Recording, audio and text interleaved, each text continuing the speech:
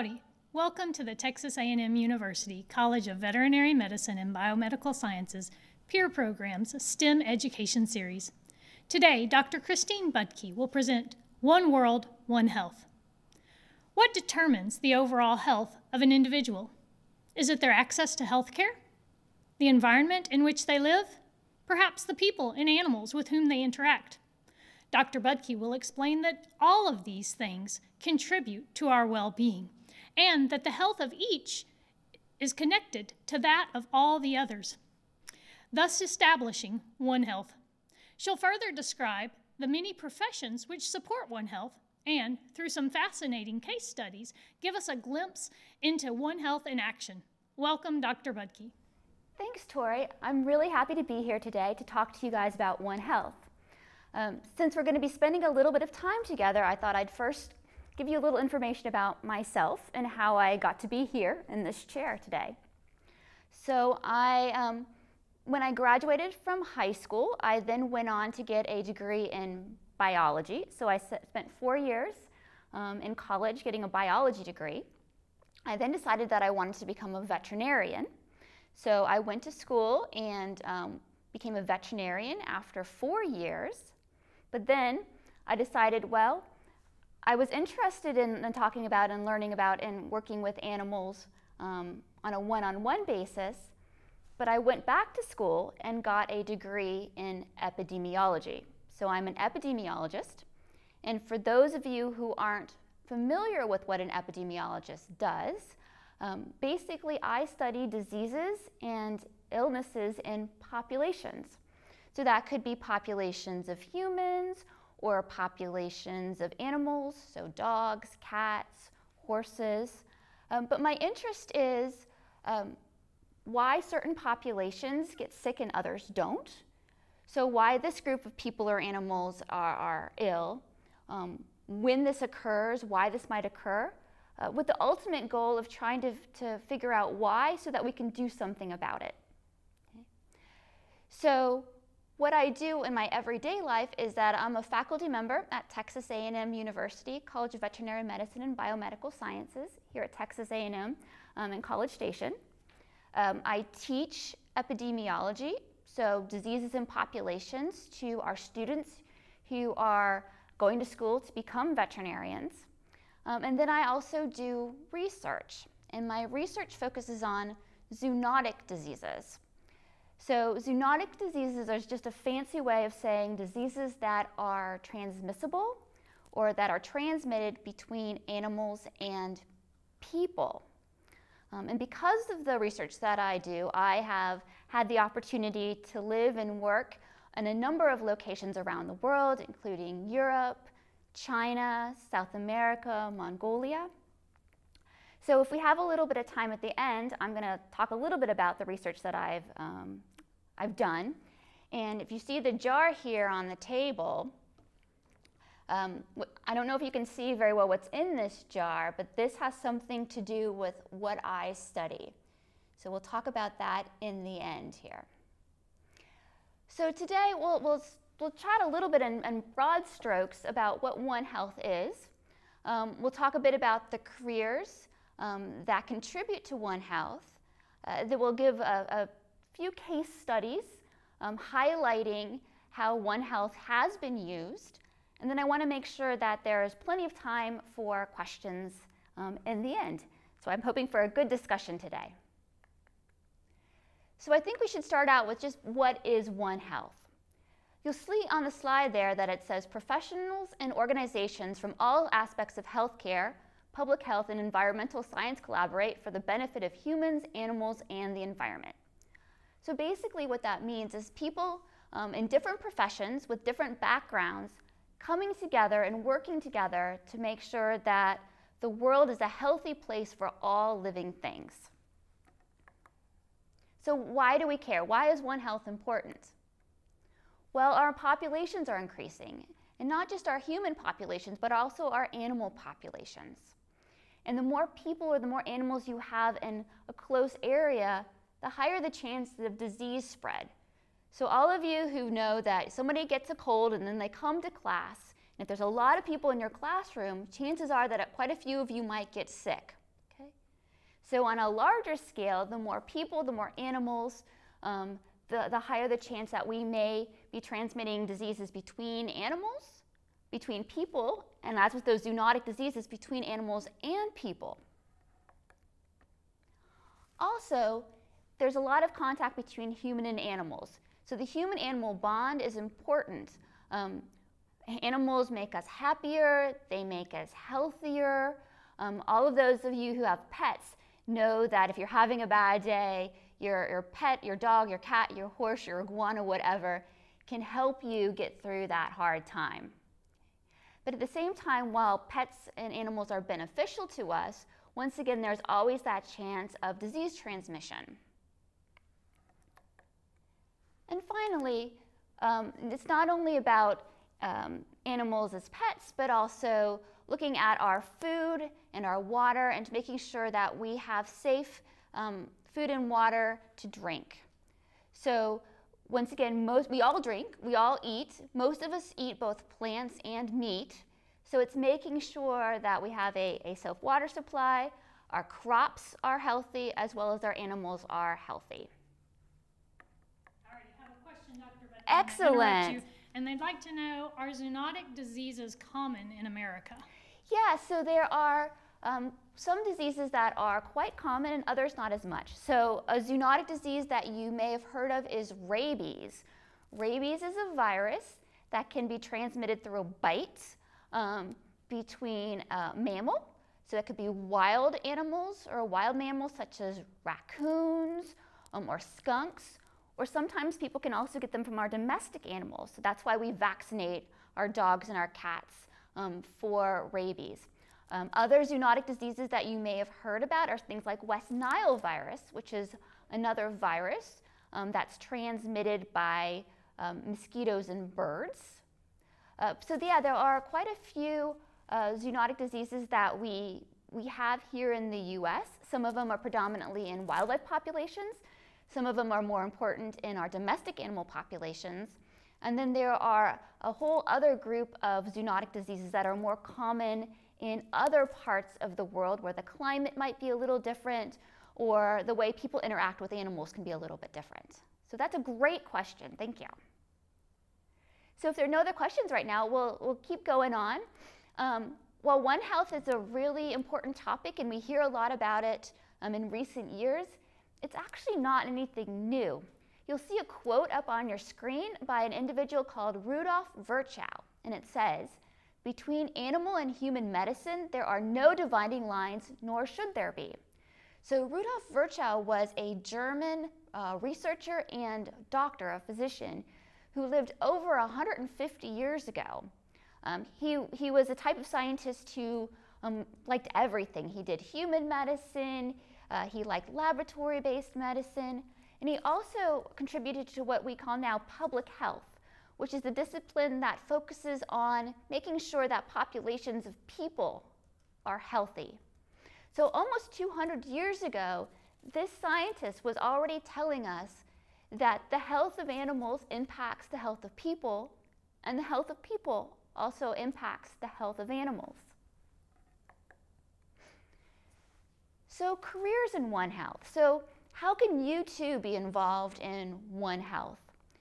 So to start off with, there's not just one career. You don't go necessarily into a career in a One Health. You're not going to be a One Healthologist.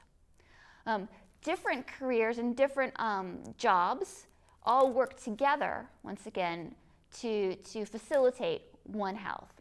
And that can be veterinarians, physicians, environmental scientists, and these are individuals who use a lot of different sciences, so biology, chemistry, physics, to try to investigate the natural world, the world that both humans and animals live in, to make sure that it's healthy. Other research in a variety of disciplines contribute to One Health, as well as government officials and policymakers. Because once scientists figure out how to make a population healthier, we need people to actually implement laws and put into place practices to follow through on those recommendations. So there are a lot of different careers, paths that you can take and still be contributing to One Health. So we're going to talk about a few of those in a little bit more detail. Before you move on to those specific careers, we're going to have a couple of questions Excellent. that go back to the importance of One Health. Sure. And the first one is, what is bioterrorism?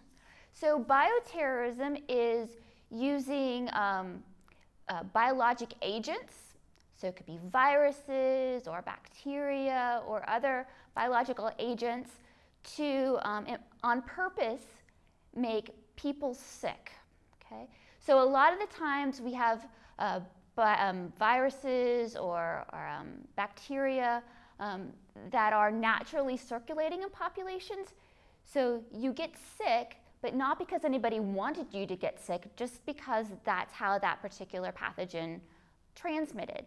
Something like bioterrorism, it's intentional. Somebody is using those same pathogens, again, bacteria, viruses, etc., to intentionally make people sick. Good question. And then there's a follow-up question that Sure. goes along with that, and they want to know what efforts are being made to protect us from bioterrorism. Sure. So governments, not only our government, but governments around the world have different types of surveillance systems in place where they can monitor populations to see if there are any unusual clinical signs, people are getting sick or animals are getting sick outside of what would be expected. So we do surveillance, we monitor so that if something happens that is unusual, that we can investigate it sooner rather than later. There are also people who check our borders to make sure that everything that comes into our country, we know where it's coming from. It's got the correct documentation, it's been inspected if needed. So making sure that those agents don't potentially come into our country either. All right. Thank you. Excellent. All right. So as I said, we're going to talk about a few specific careers in a little bit more detail.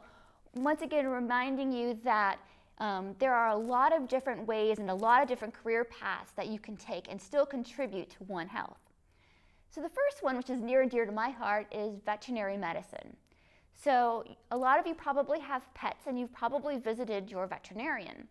But you may not know that veterinarians are not only important to keep your animals healthy, but they also play a really important role in keeping people healthy.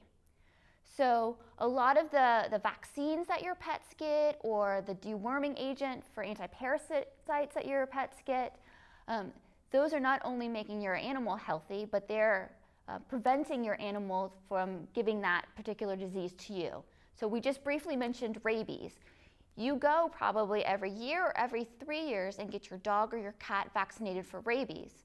That makes your animal protected from that virus, but it also protects you in case your animal happens to get a little overzealous and bite you so that you won't get sick as well. The same thing for antiparasitics or deworming agents. Some of the worms that make your animals sick can also potentially make you sick. So by helping the animals, you're also helping the person. Okay? Veterinarians don't only also focus on pet animals, we also make sure that livestock are healthy. So the animals that will eventually go into the food chain and become meat, we want them to be healthy animals during their lifetime, but we also want to make sure that when they do become food and go into the food chain, that product is also healthy for us as consumers. So we have veterinarians that are involved, but we also have human doctors who are involved.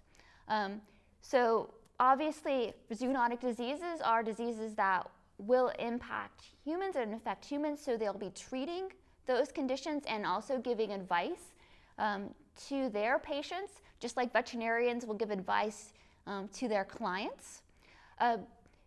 They understand the importance of that human-animal bond, how interactions with animals make us happier and healthier. So things like people who have allergies to pets, well, they can maybe help you so that your allergies aren't so extreme, so that you can have a dog or a cat in the home, because once again, they understand the importance that pets bring to our everyday lives. Many physicians are also researchers. So a lot of veterinarians and physicians also not only practice clinically, but they also do research. So again, I'm a veterinarian, but I do research, so I study diseases as well. So they can contribute in that way too. So when we think about One Health, we've got the veterinary, the animal health side, we've got the human health side, and then we've got the environmental health side. So we have environmental scientists who want to make sure that the area, the natural environment where we as people and our animals live is healthy. So you can think about things like pollution and contamination of water or crops. Individuals who study and do research in this discipline are making sure that where we all live is healthy so that animals and humans can be healthy. What you'll notice from a lot of these career choices that we've talked about thus far is that they're all heavily rooted in science and math. So having good solid backgrounds in math as well as the scientific disciplines, biology, chemistry, physics, geography, geology, those are all tools that these types of researchers and scientists use to try to once again make sure that the world is healthier for all living beings. So they'd like to know what fields of study, and I think maybe majors in college, that they would take to become an environmental scientist. Is there a major that is that, or is it something else? Yeah, you can actually go and study environmental science, but there are people who study wildlife biology, because as you can imagine, we've talked a lot about domestic animals and production animals, and those would be like cattle and pigs, but there's also wildlife out there, and they're in that same environment, and they're contributing to the environment. So people will study wildlife health, they'll study environmental health, agronomists study plants. Oceans are also a part of our environment and where we work and where we live and where a lot of animals live. So there's a marine biologist. So there's a lot of different majors that you can study that will contribute to better understanding the environment that we live in and our animals live in. Good question again. Yes. All right. So I think it's pretty obvious that One Health has an impact on agriculture, and agriculture can also have an impact on One Health. So we want to make sure that our livestock, once again, our sheep, our goats, our cattle, our pigs, are healthy, not only for the animal's sake, but to make sure that if they do go into the food chain that they're healthy for us to eat. But we also need to make sure that the way that we produce and raise these animals is not causing harm to our environment. So what I mean by that is a lot of the medications that we give to our animals, we don't want those medications to go into our food chain, and we don't want those medications to go into the environment. So veterinarians have to be really careful when giving medicines to livestock and production animals to make sure that those drugs don't make it into our environment or into products that are consumed by people. We also need to make sure that waste products from these animals are disposed of safely and also don't have a detrimental impact on our environment.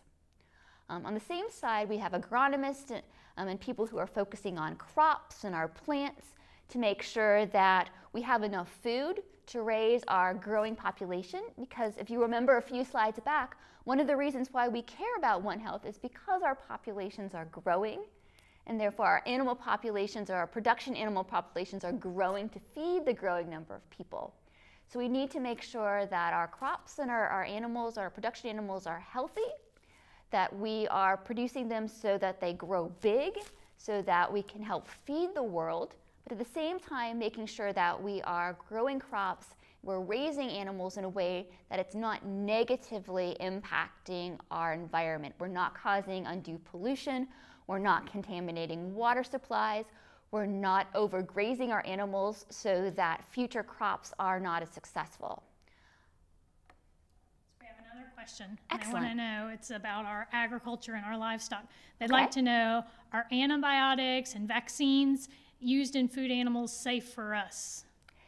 Yeah, so what we do is a lot of the vaccines we use in animals, they should not negatively impact us as consumers. In terms of antibiotics, your veterinarians who are providing those antibiotics try to make very clear and very sure that those drugs are not continued into the food chain. And we're also much more aware now than we used to be about trying to make sure that those drugs don't get into the environment. So resistance to antibiotics and antimicrobials has become a very important topic for research to make sure that we can continue to use antimicrobials and antibiotics on people as well as on animals, that they'll continue to work, and that we'll be able to continue to treat diseases that require antibiotics. Thank you. Okay. So One Health is basically something that you see in everyday life.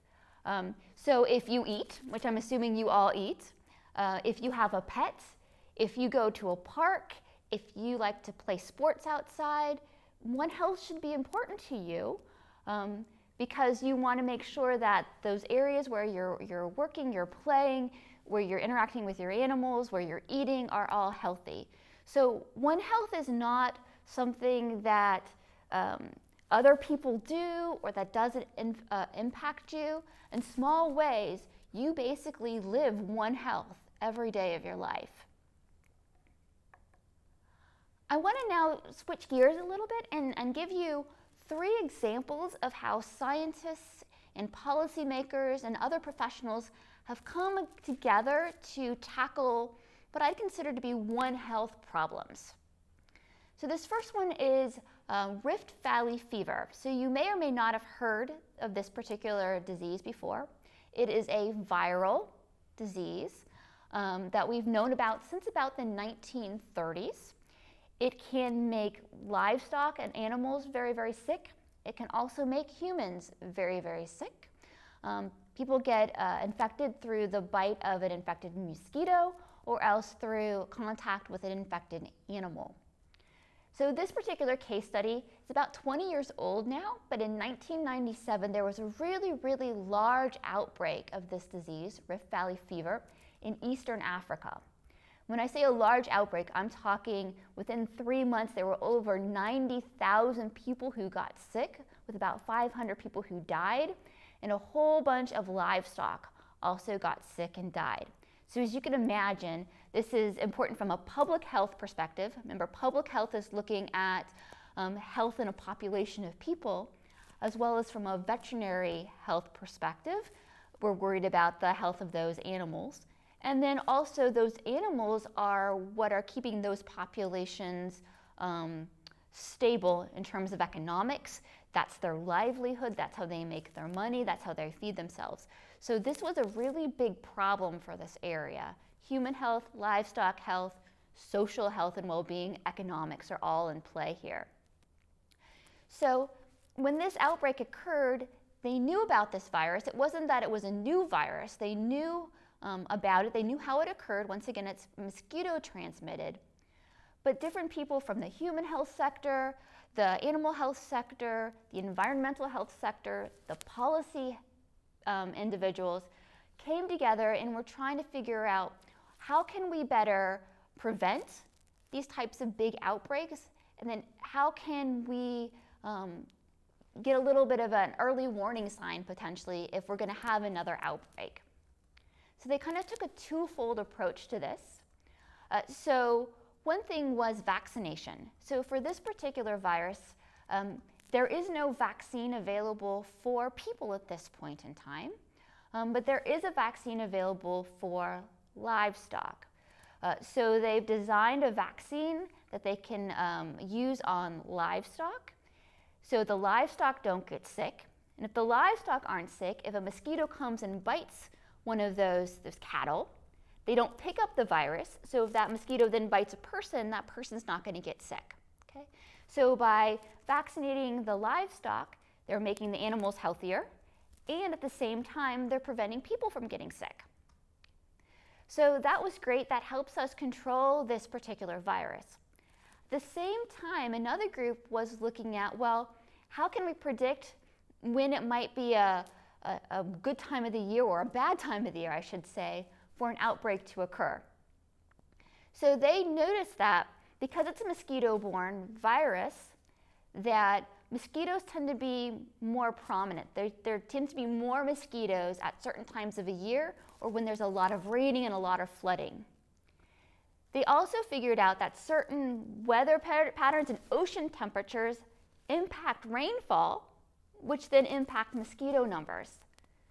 So by looking at something that seems on the surface very unrelated, looking at ocean temperatures, they were actually able to predict rainfall patterns, which could predict mosquito patterns, which could predict when this virus might be more common.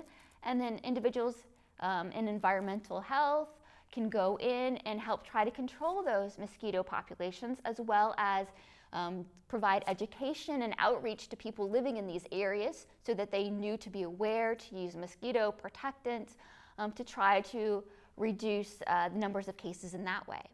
So this is just a really good example of a bunch of different people from different disciplines coming together: animal health people, human health people, public health people, environmental health people, scientists working on vaccines, policymakers putting into place education programs, all came together to tackle this disease, the zoonotic disease. So we have another question about Rift Valley fever. Excellent. They'd like to know, why isn't there a vaccine for humans, and what is different about the livestock vaccine that it wouldn't be usable in humans? So yeah, so most of the vaccines that we have for animals we can't use in humans, and vice versa. I am not a virologist, so I can't give you the specifics, but yes, they've been working on a vaccine for Rift Valley fever in people, but most of the energy has gone into livestock vaccines because it tends to be easier to vaccinate groups of livestock at times than it is to vaccinate people. But for some viruses, it seems to be just more difficult to find a vaccine that works in people. So some of you may be familiar with like West Nile virus. We've known about West Nile virus for about 20 years now here in the US. That's the one that's circulated by mosquitoes, and birds are the main reservoir hosts, but people and horses also can get sick from West Nile virus. We have good vaccines for horses, and we have had for a number of years, but we still don't have a vaccine available for people.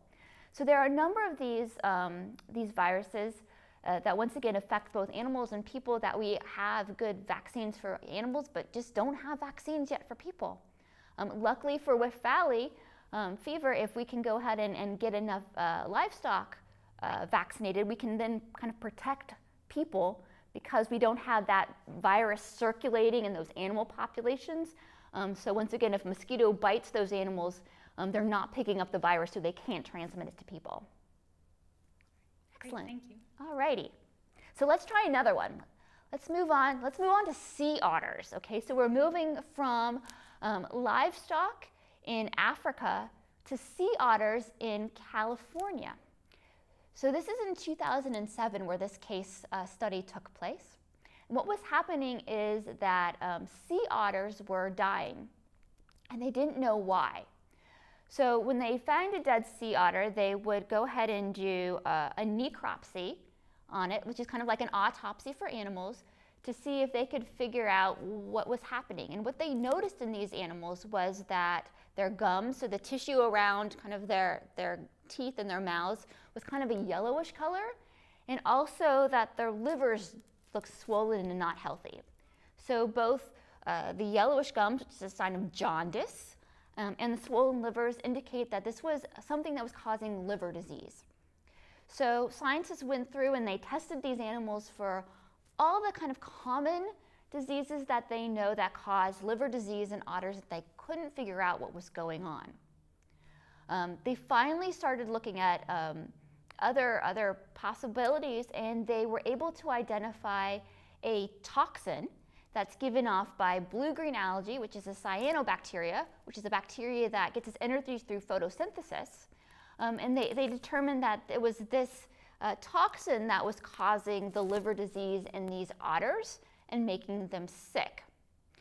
The problem is that this particular type of cyanobacteria or blue-green algae is common in freshwater bodies of water. And as you can imagine, sea otters live in salt water instead of freshwater. So they couldn't understand how these animals were getting infected or impacted by this particular toxin.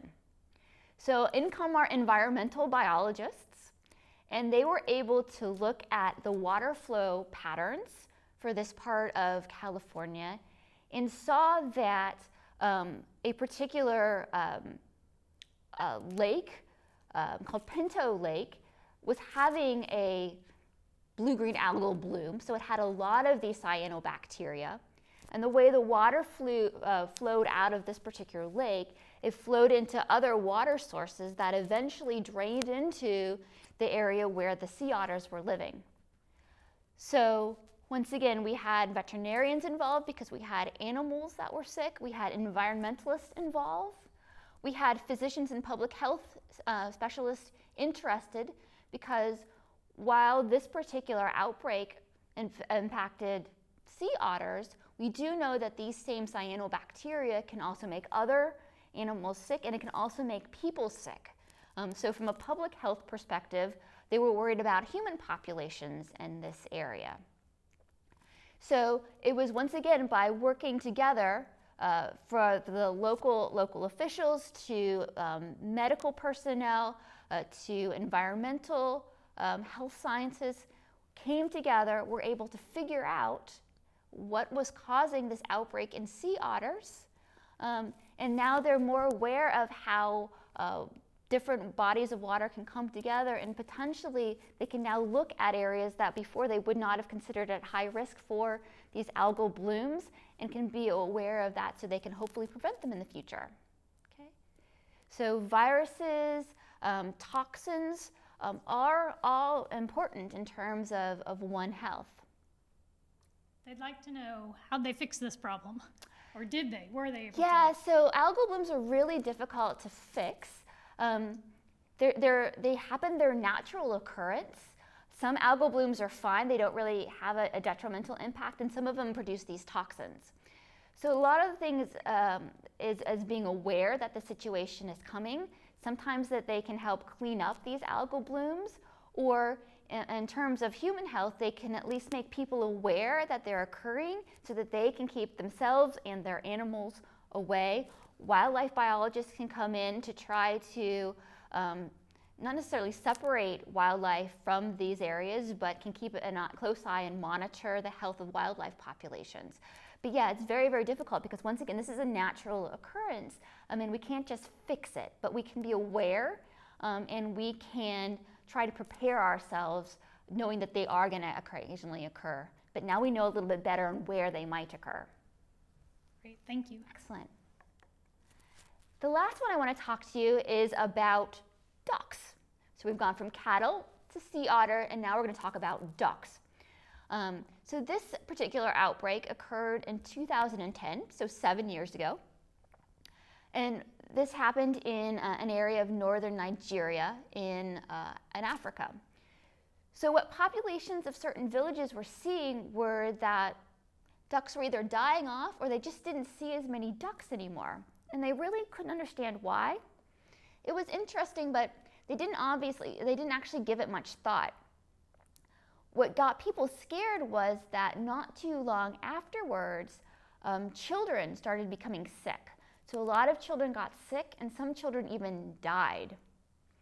So they brought in health professionals to try to figure out why these children were becoming sick. They looked at all kinds of pathogens. Was it a bacterial infection? Was it a viral infection? Was it a toxin? And none of these were matching. What they eventually found was that these children were getting lead poisoning. And for a while, they couldn't figure out why they were getting lead poisoning. This was an agricultural area. Most times when you hear lead poisoning in children, you think of old paints or batteries, but that wasn't the case here.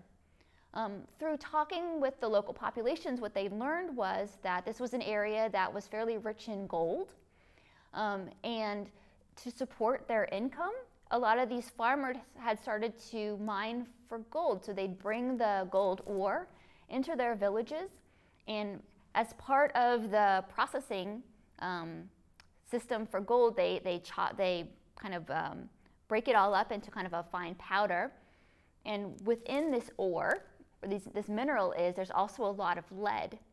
So by the act of gold mining, they were releasing a lot of lead into their immediate environment, into their water, onto their food, directly onto their hands.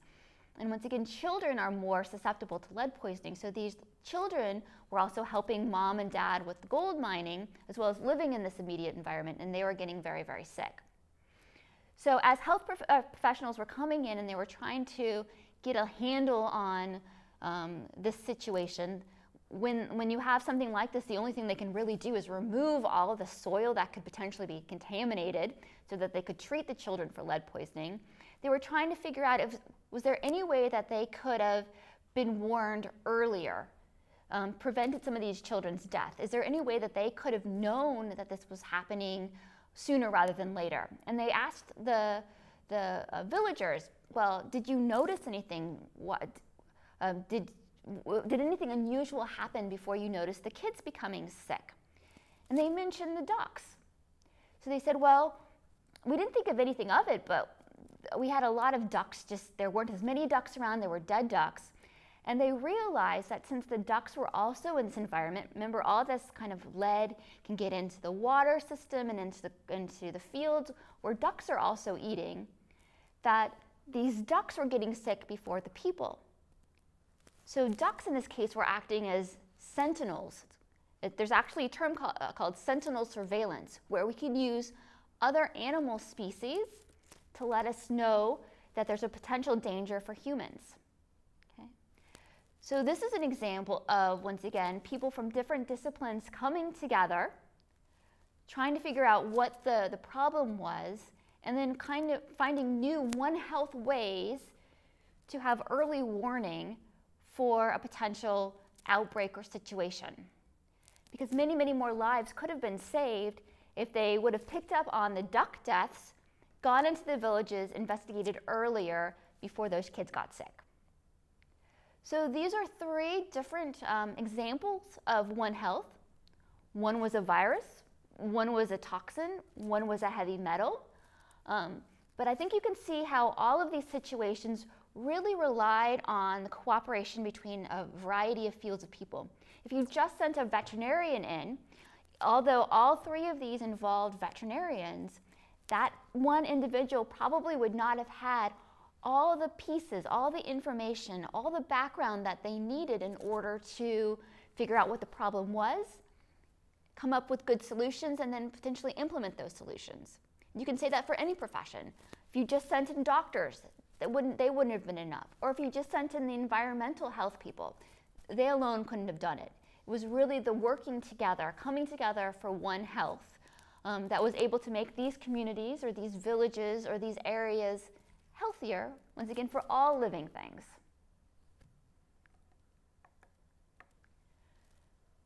So I promised that it would take a couple minutes to tell you what was in the jar. So I also study a pathogen that has to do with One Health. And I don't know if you can see what's in this jar, but this is a piece of liver. And this liver has big white spots on it. So those are parasitic cysts. So I personally like to study zoonotic diseases. So once again, diseases transmissible between animals and people that are parasitic. So for this particular parasite, what happens is that dogs have worms in their GI tract and their intestinal tract. They go out and they deposit these worms and their feces in fields and in the outdoor area. Along come sheep. They eat these parasite eggs and they develop these cysts.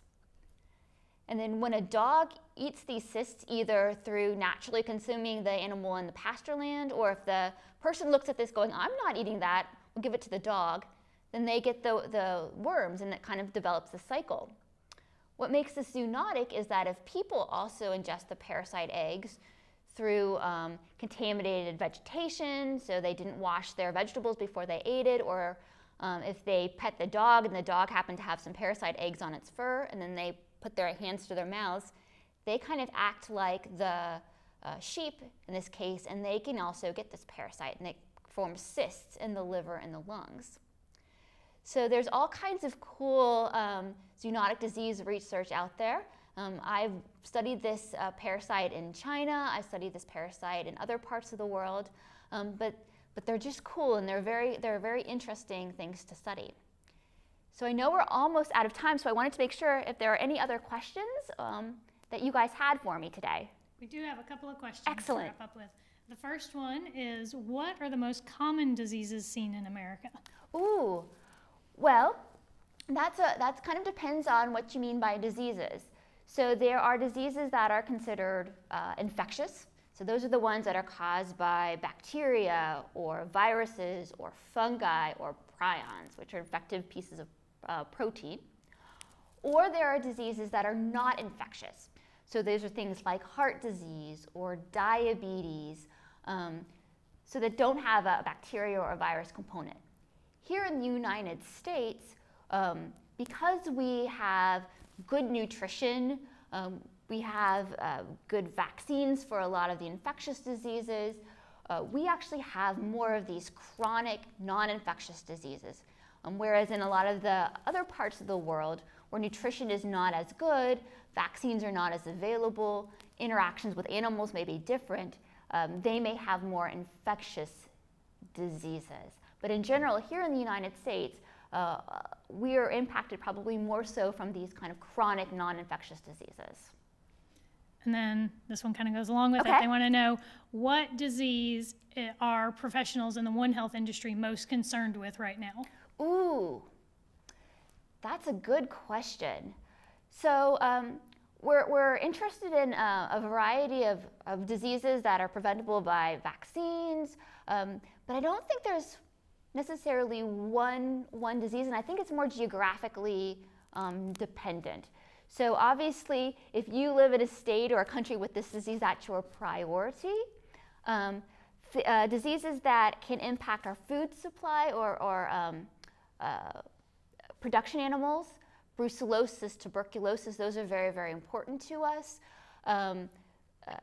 Diseases that are really dangerous, like rabies, those are very important to us. But not only diseases, so we talked a little bit about antimicrobial resistance, so resistance to antibiotics. Those are also really important to us from a One Health perspective. So we're focusing on, we're interested in specific diseases, but we're also interested in larger problems that intersect once again between animals, humans, and environmental health. And I think we have time for one more. Okay. In that one, no, we had one more, let's see. Okay, this one is, how would someone report something they suspect might be a public health threat? Great. So there are certain diseases that you have to report, or a physician or a veterinarian, if they see that disease, they need to tell the local health department, which is involved or responsible for public health. And for some of those, then they tell the CDC, their Centers for Disease Control, which is our United States-based health department. And for some diseases, then they have to actually tell the World Health Organization, which is like the health department for the whole world. Okay? Other diseases, if people are worried about them, they'll often go to their physician, and their physician will report something that they don't understand. It's unusual. So there are certain things that there's mandatory reporting. We know what the problem is, and we're collecting information to see how wide scale the problem is. And then we also collect information from doctors, public health officials, other community members volunteering information about something that looks unusual. The symptoms are different, the presentation is different, that needs to be followed up because we don't know what's causing that particular problem. All right. Well, that's our last question. Do you have anything you want to add before? No, I've had a fun time today. I hope you're as excited about One Health as I am. There are lots and lots of opportunities to participate in One Health. Once again, those math and science skills and education is really, really important because they really do give you the foundation to contribute to, once again, making our planet and our world healthier for all living things, not just people, not just animals, but the entire environment as well. Right. So, thank you. Thank you so much, Dr. Budke. We appreciate you being here with us today, and we hope that you enjoyed our program. If you'd like to learn more about One Health, veterinary science, or other STEM fields, please feel free to visit our website. It's peer.tamu.edu, and we hope you can join us next week as Dr. Carly Patterson presents Pharmacology, the Search for the Magic Pill. Thanks again, and we look forward to seeing you next week.